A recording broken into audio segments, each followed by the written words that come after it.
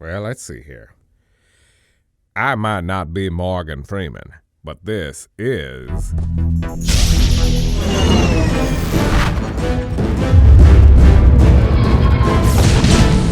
Classic Gamer Reviews.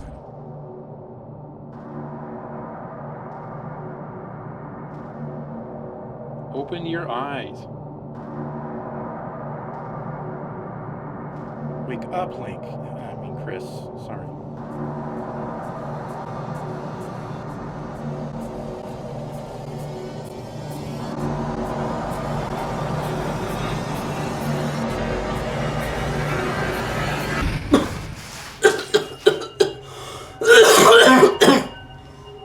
What the? Where the hell am I?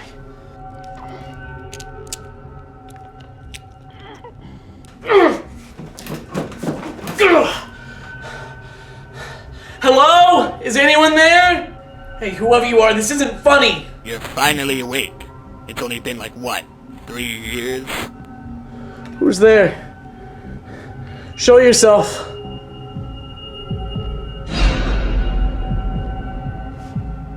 Vegas stakes? What? Ah, so you do remember me. One might be mistaken that you forgot all about me. What is this about? Did you do this? I did.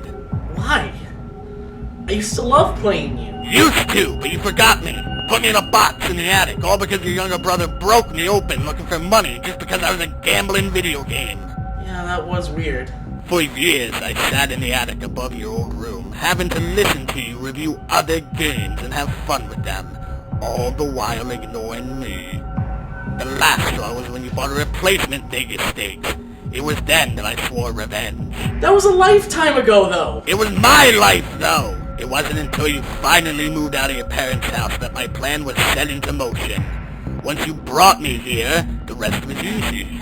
And now, here we are. But what do you want? What I always wanted. I want you to review me. Not some shitty spot in a top 10 SNES video game list, but a proper review. If I do this, will you let me go? Perhaps. But first I want you to review the first game in my series, Vegas Dream. Vegas Dream is a casino game released in 1988 for Japan and 1990 for America on the Nintendo Entertainment System. The game was developed by HAL Laboratories, the same people who would later go on to make Kirby and Smash Brothers. The game has you go into Vegas to live out the American dream and win $10 million. But, being developed by HAL, the game has a certain charm to it, setting it above pretty much every other gambling game I've ever played. Vegas Dream, unlike many other gambling games, actually has a setup to it in somewhat of a living world, which can be seen right from the opening cutscene that has you slowly taken off by plane to go to Vegas. And I have to say, this guy does a lot better than I do when on a plane. The plane's gonna crash!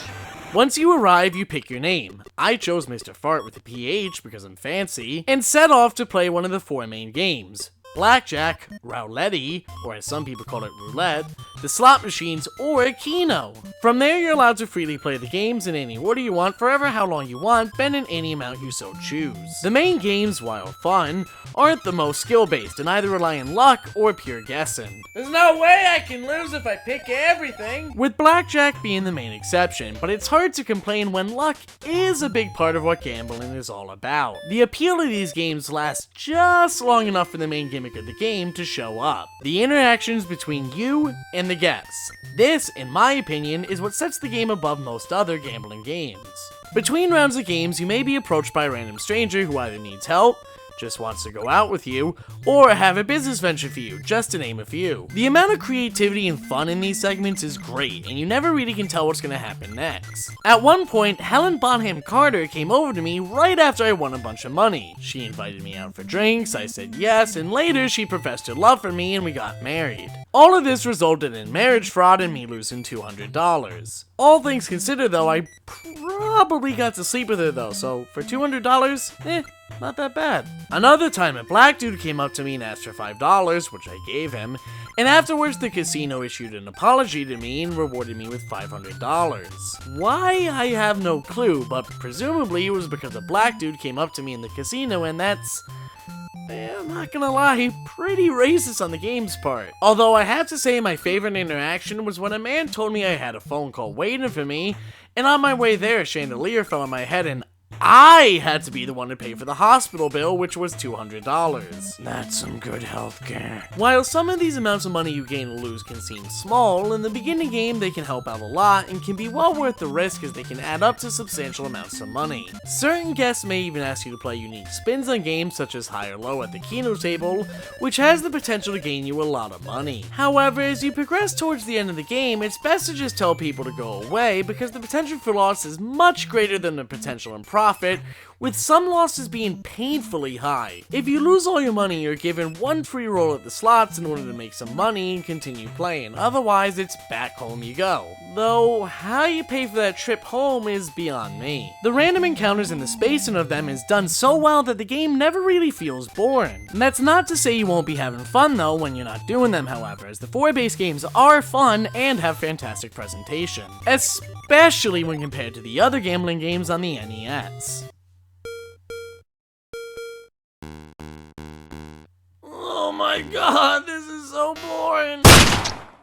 If I had to nitpick the game, I can definitely see people being upset with the lack of poker being in the game, and the lack of any in-game instructions on how to play the games, as simple as they may be. Though directions are in the instruction booklet, and back then games used to actually have those, so I'll give it a pass. I do also wish the game told you your total before you hit or stand in blackjack, but that's because I can't count. Woohoo, I got 21! The game's positives definitely outweigh its negatives though, and the whole full experience can even be played with up to 4 people with save progression, albeit through a long and complicated series of letters and numbers, but still, the option exists. And playing with friends to see who can get the most money, I'd imagine is a lot of fun, if I actually had anybody to play with. And for people who are looking for a more vanilla gambling experience, you can select one-spot mode to turn off interactions with guests for both single-player and multiplayer. Although I never played this game growing up, I was surprised with how much fun I had and definitely recommend it, especially if gambling games are your sort of thing. And speaking as someone who isn't really a fan of this genre of games, that's saying a lot.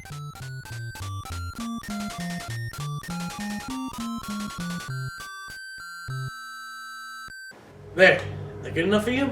Not bad. Not bad at all. But there's still more work to be done, and time is quickly running out. What do you mean time is running out? You've gone 3 years without any food, water, or even a proper shave. I'd imagine it's not too much longer until your body gives out. Now, review me. You're sick, you know that? I'm what you made me. Now, review me! Vegas Stakes to the Super Nintendo was released in 1993 and is the sequel to the game Vegas Dream. Again, it was developed by HAL Laboratories. With enthusiasm. Having actually played this game growing up, I have a lot more experience with the ins and outs of this game, and while yes, it is a fun game, it is just more of the same, with a lot more of that charm and atmosphere that made the first one so great. You begin the game in the car with your 4 friends, Cliff, who is literally just Chris Pine, Maria, Isabel, and Richard. He's the loser of the group. All he does is whine and complain. Shut up, Richard, you're a loser! Once again, you're on your way to Las Vegas with the hopes of winning $10 million. After you arrive at your hotel, the Golden Paradise, you sign in and head to your room. I, of course, chose the name Bill Cosby, as it made interactions in this game all the more funny. Once in your room, you get to pick who will accompany you to one of the casinos in the game. Each casino has their own minimum and maximum bets, meaning you can't just max bet all the way and be done with the game quickly. The climb to riches was much harder in this game, and it definitely affected the risks I was willing to take. You'll slowly start your climb in any of the 4 starting casinos, each with their own environment and catchy music. In terms of starting casinos, there's the Hideaway, Golden Paradise, Buffalo Head, and the 2020. Hey, wait a minute, this looks nothing like the year 2020.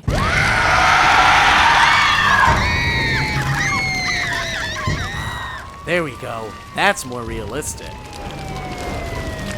Of the 5 casino games included, you have 3 returning ones including blackjack, slots, and roulette, with minor changes added to each. The 2 newcomers are craps and 7-card stud poker. I found this to be a nice selection with the exception of craps. Even with the newly added in-game instructions, I was completely lost and just resorted to placing chips in random places. I have no fucking clue what a martingale system is! The most appealing of the 2 new games is definitely poker, which has you playing along with 4 other people. And like most things in this game series, it does a couple things that go above and beyond. You can sometimes tell when someone has a good hand as they're doing exaggerated face. Jesus Christ, poker face much? Quality of life changes to blackjack, such as always showing your total, and adding diagonals for the slots, make the returning games a lot more fun this time around. Whereas slots in the first game were pretty much a guaranteed loss of money, here it's actually doable to make a profit thanks to the diagonals. However, once again, the standout feature of the game is the interactions between the guests, and this time your friends. Although who you chose never really seemed to affect gameplay, your friends will still talk to you and offer you advice if you so wish. Similar to a game like Tomodachi Life, a lot of the fun in this game comes from the random situations you were placed in. While not as dramatic as getting married in the first game, there are still plenty of things that can happen. Lady, run away! You don't want to owe Bill Cosby any favors! Like the first game, these interactions can have both positive and negative effects on your playthrough, like when I let this guy observe my skills at the slot machines. Hope I can pick up some pointers. Dude, you just put coins in and pull the handle. My luck rubbed off on you? Here's $2,000? Sweet, alrighty, I'll take it. One of the most interesting features of the game I noticed is that due to the fact that I was playing on a Retron 5 for ease of access in recording games nowadays, the layout of cards was always the same even if I went back to a save state, meaning that the shuffle decks are actually predetermined once they are shuffled, unlike the first game, meaning the game isn't pulling any fast ones on you, which I found to be really neat. Hell yeah, I want to stand, I've got a feeling you're gonna bust anyway. It's that sense of fairness that made getting to the final casino of the game, Laurel Palace, such a joy to do. Once you reach $100,000, you're escorted free of charge to a fancy hotel or casino, where the goal of reaching $10 million is made a bit easier due to the fact that their bets have no maximum, meaning you can really screw up other people playing poker and force them to lose everything. You're all poor now. Play enough here and make the right choices and you'll soon find yourself getting that $10 million, and in doing so, you win the game. You're then presented with a question from your accompanied friend who immediately starts sucking up to you, and they ask you what your dreams are now. In the game, my dream was to kill Richard, a dream that Richard seems to also be in agreement with. That is a wonderful dream that you have.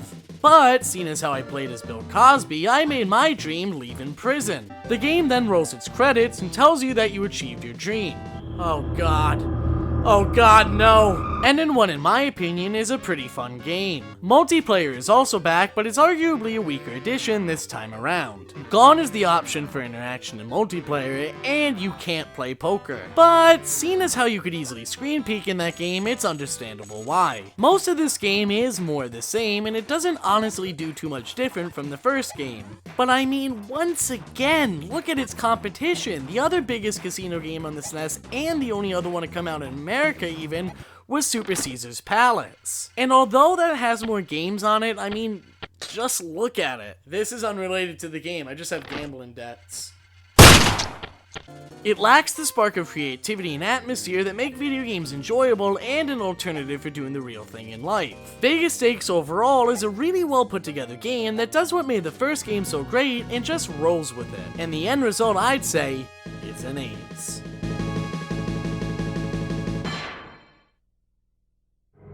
There. I did what you asked, now let me go. Not yet. There's still the Game Boy port you have to review. It's another gambling game! What do you want me to say that hasn't already been said? You know how hard it is to review a casino game? Review the game, Christopher. No, I'm done. I'm not reviewing any more games for you. Video games are meant to be enjoyed. They aren't meant to tie people up and torture them. Are you refusing to review the Game Boy port? Yeah, I am. So be it.